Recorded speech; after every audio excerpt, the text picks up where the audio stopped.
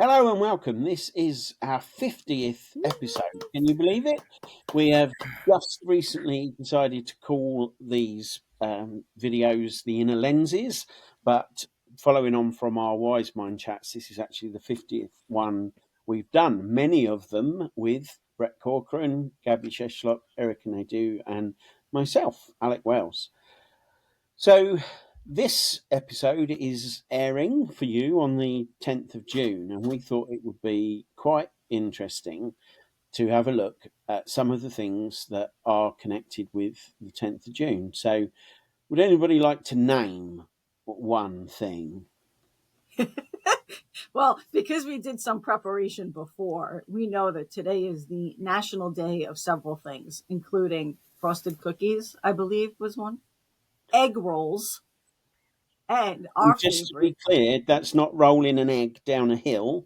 That's No, it's like the actual food of egg roll. yeah. Right. Okay. And then our collective favorite one is National Black Cow Day, which is also known as a root beer float. Who knew? Who knew? I didn't. And they matter. That's They all do I've got matter. to say on that subject. We also discovered that the 10th of June, way back in 1692, which only a couple of us actually remember, was the first witch hanged in the Salem witch trials. Wow. Which Does she have a name? She does have a name, What was actually, her and I name? will share it with you. Her name was Bridget Bishop. She was found guilty of certain detestable arts called witchcraft and sorceries in the Massachusetts Bay Colony. I would So like to know what that means. What did that mean back in the old 1600s? What sort of witchcraftery was she suspected of doing that in today's day and age would be considered what?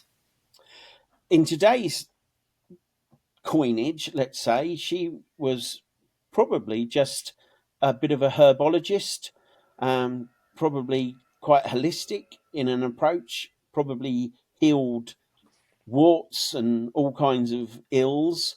And what the Holy Roman Catholic Church has, greatly apologised for. We're talking about a Holocaust here. 6 to 9 million women tried as witches over the period of the church and hanged or burned or whatever. Obviously, not all the witch trials, but genocide of a whole period of wisdom in Europe. Actually, I just, I did a lot of study of witchcraft, and that figure is actually a myth. And it's one of these myths which is holding on for so long. And you know who came up with this figure? It's actually the Nazis. Because one of the main Nazi men was absolutely obsessed with the occult. And he actually came up with a figure. But interestingly enough, the Catholic Church always gets a really, really bad rap. But most witch hunts was actually done by magistrates, or was actually government. And the Protestant Church, and Massachusetts actually is the best example for it, because they weren't Catholics, they were Puritans.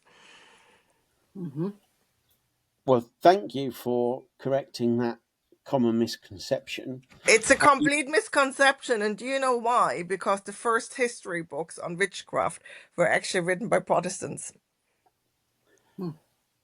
Which at the time were still like this with the Catholic Church. So the witch history, well, the persecution of witches, the history became actually a witch hunt against the Catholic Church by Protestants, which is rather interesting fact.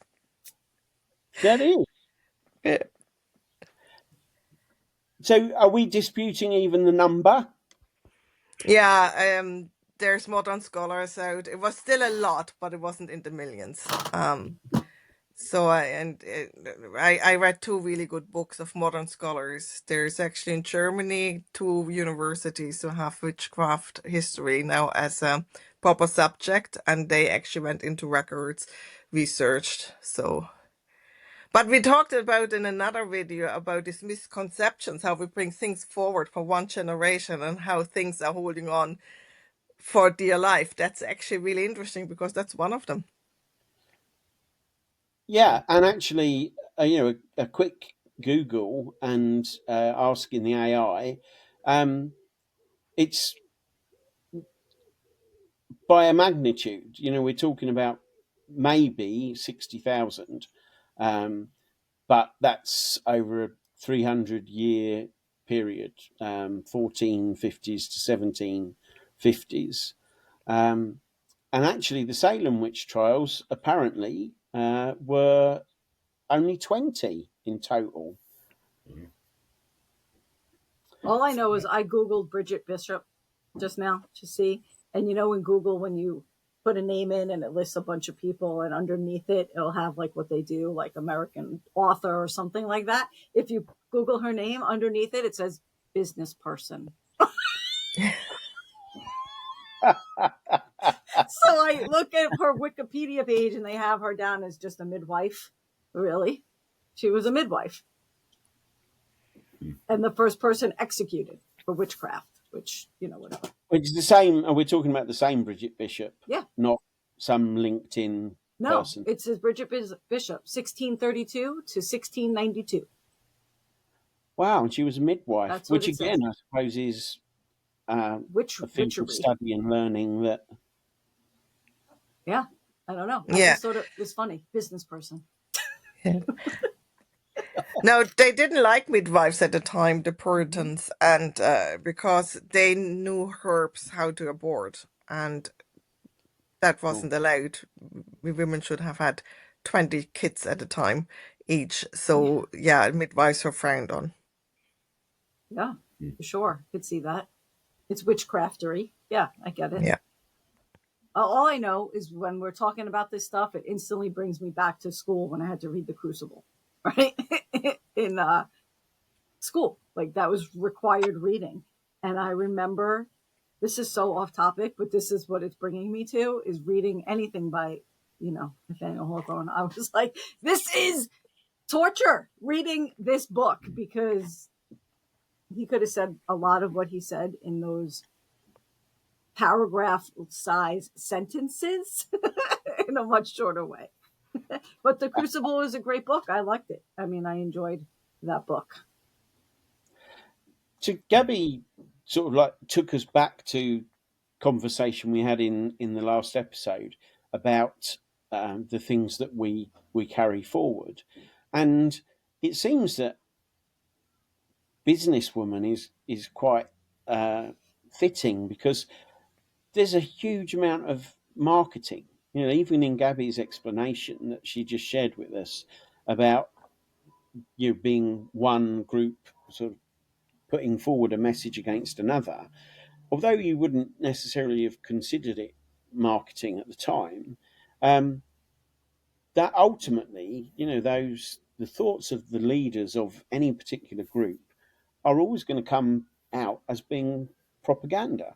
And it will either be something that you do fervently get behind, and which potentially you then pass on to upcoming generations, your own children, community around you, or something that you stand against, and we're left in that position where, um, your forefathers went and settled America because they were escaping from ideologies and ethos. So what's really interesting is in this Wikipedia about Bridget Bishop, she was married multiple times. So her second marriage, her husband, she was accused of bewitching him to death. I would like to know what that means. Can someone please clarify for me what bewitching someone to death actually means? She was acquitted for lack of evidence, but I guess that was part of her charges. She was accused of that as well. There was different parts. One could have been the evil look. There was trials in the UK where they said somebody looked at a person, the person killed over and died. probably somebody had a heart attack, very simple like that. But because they were in a conversation with somebody who wasn't liked in the village, she bewitched him. That's how they came usually about those things. Like the evil eye. Yeah, Interesting. yeah. That's crazy. It's really interesting because if you think about it, you said it, Alec. They escaped from Europe because of ideologies, but then they built their own ideology. Right? It's not that they didn't like ideologies, it's just they didn't like the one ideology and they bought into another ideology. Mm-hmm. And it's still true nowadays, isn't it? If we look at the fights, why do people fight? Because they think their ideology is the truth and nothing but the truth, so everybody else must be wrong. Yeah. And this causes schisms all over the place. It doesn't necessarily have to be religious, it can be in family settings, even. And ultimately, what is an ideology? It is a set of beliefs that help us to make sense of our world. And, there are probably a lot of things that are spoken about in this era that are simply ideologies that people are using to make sense of their worlds. However, as it appears historically, these things have come to hold sway right up to governments and major influential organisations. So, how do we know that in challenging them, we're actually challenging not from simply our own ideology? The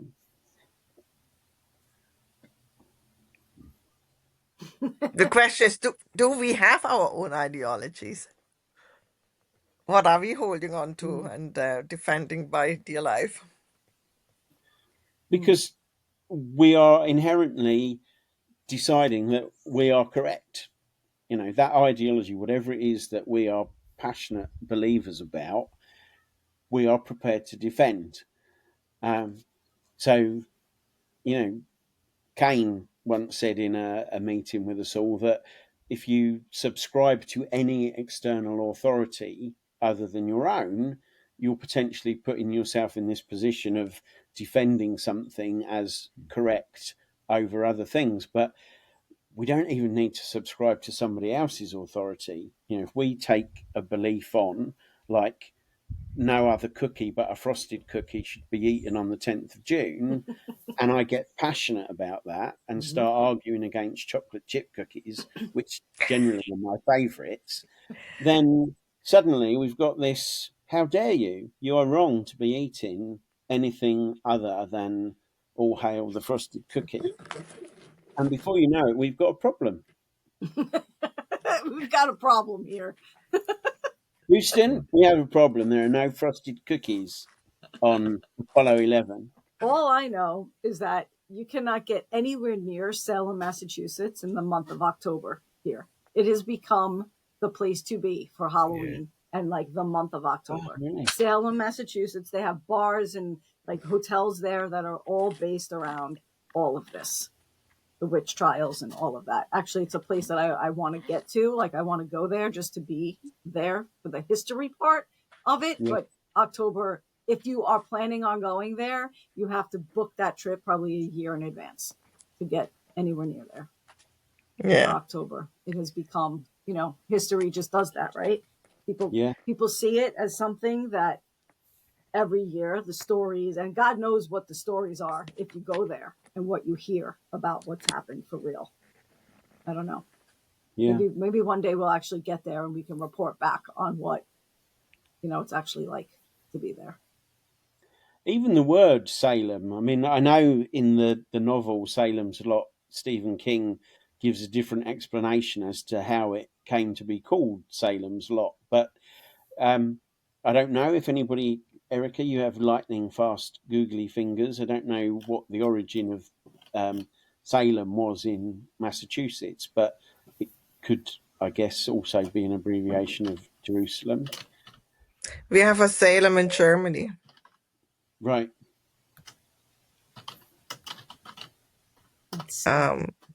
for example. So it's a name place in different countries as well.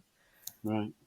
So it was first settled in 1626, and it was originally named, I'm going to butcher this because it's a Native American name, but it's Naumkeag, Naumkeag, by the Native Americans. It was changed to Salem in 1629, possibly due to the biblical name Shalom, meaning peace. Ah. Salem is famous for being the site of the Salem witch trials in 1692, but also has significant maritime history.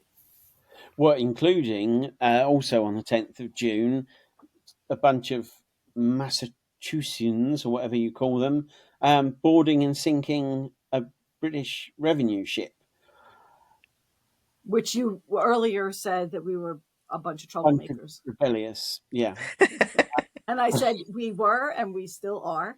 Well, yes, and I mean, I'm also going to potentially take issue with your. It was originally settled in 1622. First settled 1626. 1626, and yet it already had a Native American name. We're not going there today. I'm just, Today's not the day for that. putting We're it out there. celebrating. It's also known as the City of Peace, reflecting its origins and the peaceful transition of power that led to its name, is what Google says. Yes. So I wonder Google if the said it. victim, yeah, I wonder if the victims of the witch trials would call it a peaceful place. Exactly. It's all perception, isn't it? It's all perception. The direction you come from. It's so interesting because in Google here, like that, you can get in the rabbit hole of like doing whatever. So there's one topic that says, what's the connection between Salem and Halloween? So interesting, right? Because back in 1626, these women they were just doing their thing, right? Like the witchcraftery really took off with itself. So right now, this is saying the obvious connection is the association of witches and Halloween. It's like when I think of witches and Halloween, I'm seeing big black hats and cauldrons with like potions and shit. This is not what those women were doing back then, but yet it's become a Halloween thing. It's a spooky thing, and it's just been commercialized to be that. Yet I still want to go and see what it's all about. I want to go and see what Salem is about. But that's what's so interesting about history, and that's why I love history, because we can see how different traditions intermingle all the time and how things develop. I mean, we were just talking last week about how we bring things forward and stick to them and keep rules and regulations maybe coming from the past, and we do them even though they make no sense. But on the other hand, we also mix and mingle all the time, right? I mean, Halloween originally came from Ireland, called Samhain. And it wasn't about being scary and scaring people. It was a day where you honored your dead relatives. You honored your forefathers. And the belief that the veil was really, really thin and that you could talk to your forefathers, that little traditions like leaving a plate out on the dinner table for the people who passed it that year so they could have a last dinner with you. So it was a real celebration, honoring your forefathers. That's what Samhain was. And then somehow it came to America, developed into the scary I go around and kill you thing with movies and the whole lot, right? And then came back to Ireland as trick and treat, and now they're doing the same here that they do in the US. And hardly any Irish person actually celebrates Samhain, what it actually originally was. And this is just, I find it fascinating. I think it's a cool thing to bring back, right, on Halloween. The traditional Halloween that we have here, which has become just like the Super Bowl of kids events. I'm not even joking when I tell you that. It is off the chart with decorations and parties and what the actual trick-or-treating event becomes. It is just, you can't. Like the amount of money, probably second to Christmas with how much money people spend on Halloween.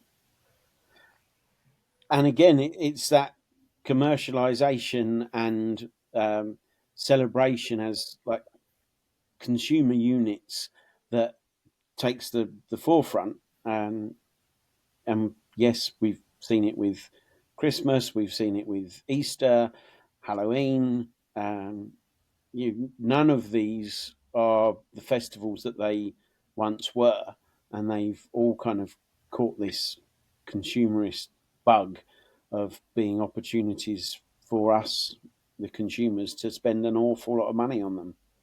But like anything else, be the change you want to see, right? Like, let's bring it back. Let's bring it back. Like, little by little, we can celebrate what Halloween was first intended to be, and still Yeah. eat my chocolate bar. I could eat my chocolate bar while I am wanting to honor, those that have gone. And Mm. there's a very clear link from what Gabby said about putting a plate of food on the table to people going around and like receiving food in the form of snacks and things. Trick or Um, treat, yeah. Trick or treat, yeah. It's in the UK, New Year, there's this whole thing about first footing. So everybody goes nuts at the tolling of the bell. But then the next most important thing is to go normally with a bottle to someone else's house, let the new year in and let the old year out of the back door. So the first guest of the year brings some token of abundance.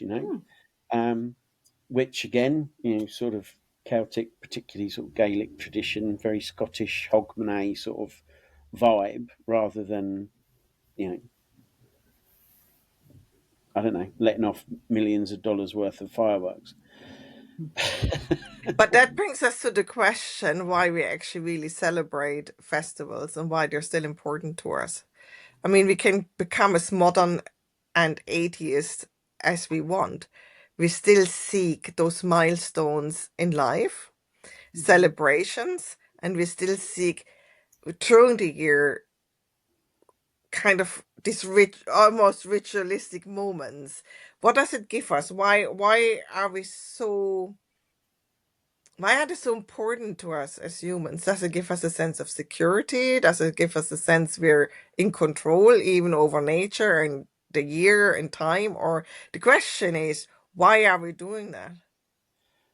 I mean, for me, ceremony is closely aligned with changes in the season and those types of things. But um, even where there hasn't been ceremony, and Eric and I were discussing this recently about graduation, which is beginning to become a big deal in Europe. But in the UK, I should probably say, I think it was probably a little bit more important in mainland Europe. Um, but only in recent years, having a massive celebration and going to a prom and all these sorts of things really started to catch on here, sort of Brat Pack era of movies, with things like oh, the movie that Don't You Forget About Me comes from, The Breakfast Breakfast Club. Club. Yeah, those sorts of things. Um, and then it took probably until into the 90s for people in the UK to actually start, hiring cars, old cars or limos or what have you, and what we've seen in American movies. But regardless of all that, it's become a ceremony. It's a threshold of leaving one part of your life and moving into a different section of it. And we've created that even where no ceremony existed. So there must be something within us as humans that craves that recognition. Like, they're like rites of passages, and for me, like tradition festivals, or even like the ceremonies of holiday, whatever those things are, aside from the community, right? The community feel to it, and gathering with your most favorite people, and finding space in your heart to open up to people who might be alone, right? And invite them in. It gives you an opportunity to do that. I think it's more about the past, like what was and used to be, and keeping that connection to it going forward, right? These ceremonial types of things you bring, well, we used to do it this way, so we're going to keep doing it this way, and we look forward to doing it this way in these festivals, because we tap into our heritage, the stories of, the people that came before us and set the way. I think it allows us to connect, to Mm. constantly be connected to what came before us, so that we can be part of what goes forward. As Gabby mentioned earlier, we hybridize things, and it's not at all. I lost the word I was looking for then, but it makes sense when you think of a country like the US that's had such a massive immigrant population, and you've got all of these traditions. I mean, Neil Gaiman's book American Gods is very much about this. The gods of the old countries coming to the new and being taken on and becoming part of a new tradition. Um, and it's hardly surprising, when you've got, you know, Judaism, Christianity, whatever other, the Irish traditions, all in a melting pot in, close harmony. You know, especially if there's overlap with children, picking up on, oh, they do this, taking it home, and and all of these people have, whether through choice or necessity, have kind of been uprooted and landed in a new place, and also taken on the traditions of that place as well. I feel fortunate to be able to be surrounded by lots of different types of traditions and ceremonial things, because I can decide and choose, like, that's cool, I want to do that, and I don't have to have the history of it, but I can enjoy what that is. Like, I think that that's cool to sit and honor, those who've come before me, and mix it with the hybrid of, let's watch a scary movie because it's Halloween. Like, all of it I don't have to. I think the main point here for me, what I'm getting is, I don't have to cut myself short of anything. I can actually have all of what I want that feels good for me, and carry it forward. I think, with the exception of Ross Geller's Hanukkah armadillo, um, which should probably not be encouraged to take off. But, Brett, what are your thoughts? You are a man of quietness. Yeah, I really am. I think I think holidays, stuff like that, is about family time. I really enjoy getting back together with the family and reconnecting, because things just been really busy, and usually don't catch up with family as much, and more it's getting busier and busier, which I even look at kids and their childhood and the soccers and football and sports, and like, it's a chance to slow it all down and gather everybody into the one room and actually, sit and have a meal, break bread with each other, and really reconnect with where everybody is. So the traditions and the holidays, really, for me, is the opportunity to sit back down and reconnect to your family and the people that are important to you in your life. So, yeah. You have a good point, because it also builds community and bonds. I mean, I'm thinking now, my father used to be in the fire department like you are, Brett. And they also had, like, these celebrations during the year with the lovely uniforms where they had parades and stuff. And that was really important for them to probably bond, besides fighting fires and having all the tragedies they saw. It was the time where they were bonding, and they built community even stronger. I don't know, how is it for you, Brad? Yeah, I think, like, the parades, it's actually mixing the community, and you're not. It's not that. I mean, motor vehicle accidents and fires are not happy moments, right? So you actually get to spend some time with people on a better ground. You know what I mean? Not that it's bad. I mean, you're helping them, but they're not in the best of situations. So on the parade days and stuff like that, you open up the firehouse, you have food, everybody comes back, and you give some beverages and stuff, and you just connect with the community. Them come in, the kids play on the trucks. They're looking at all the equipment and stuff, and it's just that opportunity where you don't need a situation, um, bad situation per se, to be going on in order to really get to know who is a part of that community. So yeah, I think it's important and across the board for all of those different things, whether it's holidays and parades and I was thinking about that this year because we just had our Memorial Day parade, and I was you don't beep the horns. It's a honoring of the people who have passed. So you're not really sirens and all of that. And you'll have a kid here and there like, blow the horn. And you're like, so you wind up blowing the horn for the one kid, and a couple guys actually get upset with that. They're like, why'd you do that? I'm like, well, because for that person, they wanted that, and I'm honoring that person as well as honoring the ones who have come before. The ones who've come before would have done the same thing for that young child that wanted that. I like seeing that smile on their face. That's what it's about. So I don't know. There's something about it. All the traditions and holidays. It's just now they're grabbing at everything. Everything's like, well, what can we sell now? And what can we do now? But the old traditions, I really enjoy. Mm. And you have a good point. It's about celebration and having fun, and it's a way to do so, right? Yeah. And because imagine with no, if we would cancel everything, every tradition, every festival, everything we do, and we would just scrap everything, it would be just about getting up, going to work, coming home, eat something, go to bed, getting up, go to work. I mean, how boring would life be? Very. I feel like I do that every day. Yeah. Because it's something to look forward to as well, right? Oh, whatever it is, whatever is coming up, this is coming up, that will be fun. The family comes together, you can look forward to it. So it brings this spice into life as well. Mm-hmm.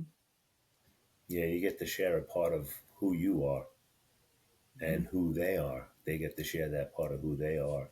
But Yeah. if you're not connecting with the family throughout the year, right, you get to see them growing up and maybe they have something new, something they learned and they want to share it. And you actually get to, you know, be there and have them share that piece with you. So all of that stuff I think is plays a part in community connection, and those are the important pieces because other than that, work that's going to be your family's work, and that's Yeah. just not right, right? In my eyes, like I don't even get to see my family for 8 hours a day, Yeah. right? So what the heck? How does that work? You're with your work family more than your real family sometimes. Yeah. So So as we come towards the end of this episode, number 50, I would like to thank all of you guys for continuing to be here and also ask for your reflections on what 50 weekly, I mean, that's very close to a year of weekly Wi Fi chats now being a lens that we've had. And as Brett was just saying, we are sharing a lot of ourselves, our thoughts, our beliefs. What does it mean to you to have reached this milestone for our little channel? And is there anything you'd like to say to our subscriber?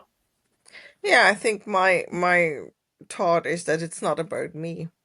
I just hope somebody who listens maybe goes, "Oh, this is an interesting thought," and just takes that with them. That's really it. Yeah, yeah, I love that.